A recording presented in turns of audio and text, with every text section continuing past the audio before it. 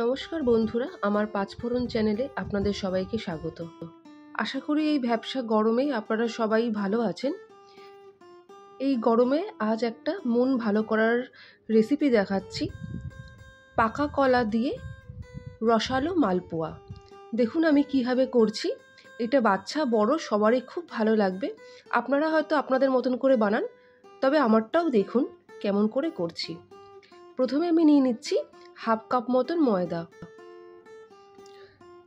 এরপর নিচ্ছি half cup চিনি, হাফ কাপ চালের গুঁড়ো। এই চালের গুঁড়োটা দিলে কিন্তু মালপোয়া বেশ মচমচে হয়। আর এরপর দিয়ে দেবো হাফ কাপ মতন সুজি। আমি কিন্তু সব কিছু সম পরিমাণ নিয়েছি, আপনার নিজেদের মতন করে এগুলো আপনারা পরিমাণটা মেপে নেবেন। সবগুলোর মধ্যে আমি দিয়ে দিচ্ছি 1 চামচ মতন গোটা মৌরি। আর আগে থেকেই আমি কিশমিশ জলে ভিজিয়ে রেখেছিলাম, সেই কিশমিশগুলো ভালো করে ধুয়ে আমি এর মধ্যে দিয়ে নিচ্ছি।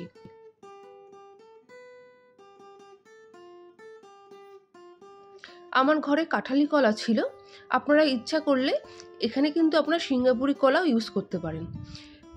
কলাটা যতটা মজে যাবে ততটাই কিন্তু মালপোয়াতে টেস্ট বেশি হবে। আমি কলাটাকে ভালো করে হাত দিয়ে চটকে নিচ্ছি। চটকে নিয়ে এটাকে কিন্তু ফাইন পেস্ট করার জন্যে আমি মিক্সিতে গ্রাইন্ড করে নেব। দেখুন আমি একটু মিক্সিতে দিয়ে দিচ্ছি। এটা তো আর এমনি এমনি পেস্ট হবে না, তাই আমি এখানে কিন্তু কোনো প্রকার জল ইউজ করব না।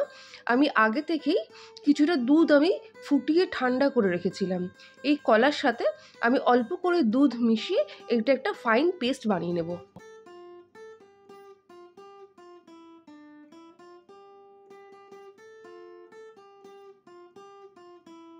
আমার কলার পেস্ট রেডি হয়ে গেছে। এই কলার পেস্টটাও কিন্তু একে একে করে ওর মধ্যে আমি মিশিয়ে দেব।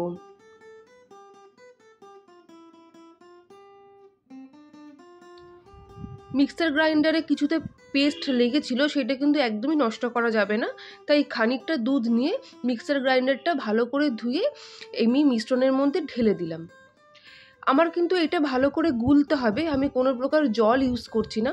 আপনারা যদি ইচ্ছা করে আপনারা কিন্তু হাফ জল হাফ দুধ ইউজ করতে পারেন, কিন্তু আমি কিন্তু এটার মধ্যে কোনো প্রকার জল ইউজ করছি না।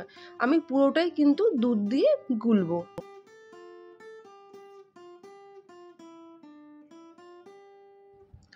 দুধ প্রথমেই পুরো ঢেলে দেবেন না, অল্প অল্প করে ঢালবেন, প্রয়োজন মতন অল্প অল্প করে গুলে দেখবেন এইটা কতটা ঘন হচ্ছে। এইটা কিন্তু একদম পাতলা হবে না, আবার একদম ভারী গোলাও হবে না।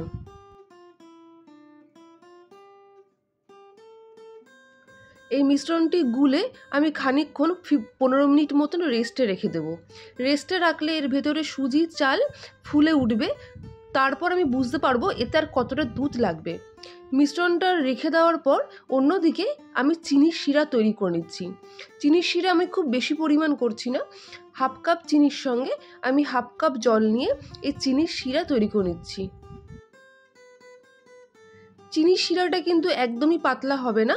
চিনির শিরাটা এমনভাবে তৈরি করবেন যাতে হাতের দুটো আঙুলে চিটচিটে ভাব অনুভব করে। এরকম অবস্থায় চিনির শিরাটা কিন্তু করে বন্ধ করে দিতে হবে এবং ঠান্ডা করতে দিতে হবে।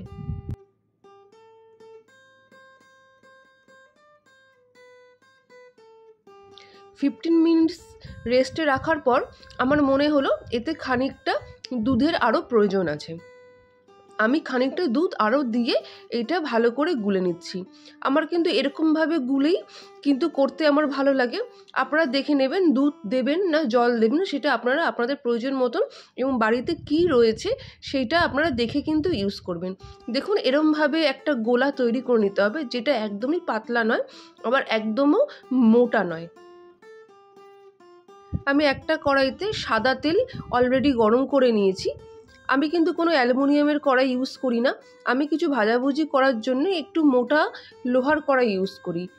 আমি তেলটা গরম করার পর তেলটা মিডিয়াম আঁচে করে নিয়ে এক ডাবু করে মিশ্রণ দিয়ে দিচ্ছি মালপোয়াটা তৈরি করার জন্যে। গ্যাসের ফ্লেম মিডিয়াম আঁচে রেখেই কিন্তু মালপোয়াটা উল্টে পাল্টে খুব সুন্দর করে ভেজে নিতে হবে। হাই ফ্লেমে দিলে কিন্তু ভেতরের মিশ্রণটা কাঁচা থেকে যাবে, তাই কিন্তু এটা মিডিয়াম টু লো আঁচে রেখেই কিন্তু ভালো করে উল্টো পাল্টা করে ভেজে নিতে হবে। দেখুন আমার মালপোয়াটা বেশ সুন্দর ব্রাউন কালার এসছে। এইভাবে কিন্তু একে একে পুরো মিশ্রণটার মালপোয়া আমি বানিয়ে নেব। ইতিমধ্যেই একটা কথা বলে রাখি, চিনিটা আপনারা কত পরিমাণ দেবেন এবং আপনারা কে কীরকম মিষ্টি খান সেই বুঝেই কিন্তু চিনি দেবেন। আমি কিন্তু মালপোয়া হয়ে যাওয়ার পর মালপোয়াগুলো কিন্তু রসে চোবাবো না, রসে এপাশ ওপাশ করে নামাবো, তাই আমি কিন্তু মিশ্রণটা গোলার সময় হাফ কাপ মতন চিনি দিয়েছিলাম। আপনারা যদি খুব বেশি মিষ্টি খান তাহলে কিন্তু হাফ কাপের বদলে 1 কাপ চিনিও তখন দিতে পারেন। দেখুন আমার কিন্তু রসটা প্রায় ঠান্ডা হয়ে এসছে। আমি কিন্তু মালপোয়াগুলো রসে চুবিয়ে দিচ্ছি না, আমি মালপোয়াগুলোর মধ্যে খুব ভালো করে এপাশ ওপাশ করে চিনির শিরাটা লাগিয়ে আমি তুলে নিচ্ছি। এইভাবেই আমি সব মালপোয়াগুলো করে নিচ্ছি। আপনারা একবার এইভাবে করে দেখবেন, খুবই সুস্বাদু এবং ক্রিস্পি খেতে হয়। আমার মালপোয়া কিন্তু রেডি, খেতে কিন্তু অসাধারণ হয়েছিল। আপনারা কিন্তু এই মালপোয়াটা গোলার সময় ইচ্ছা করলে হালকা আপনি ঘিও ইউজ করতে পারেন সুন্দর গন্ধ হওয়ার জন্যে। আমি দিইনি, আমি এরমভাবেই করলাম। আপনারাও করে জানাবেন যে মালপোয়াটা কেমন খেতে হয়েছে। এরকমই নতুন নতুন ঘরোয়া রেসিপি পেতে অবশ্যই আমাকে সাবস্ক্রাইব করবেন এবং কমেন্ট বক্সে জানাবেন যে রেসিপিটি কেমন লাগলো। আমার বাকি যে চিনির শিরাগুলো রয়ে গেল সেগুলো আমি আস্তে আস্তে চামচের সাহায্যে মালপোয়াগুলোর ওপরে ছড়িয়ে দেব। এতে কিন্তু মিষ্টি ভাবটা অনেকক্ষণ থাকবে এবং খেতেও খুব ভালো লাগবে। আমার রেসিপিটি ভালো লাগলে অবশ্যই শেয়ার এবং সাবস্ক্রাইব করবেন। ধন্যবাদ।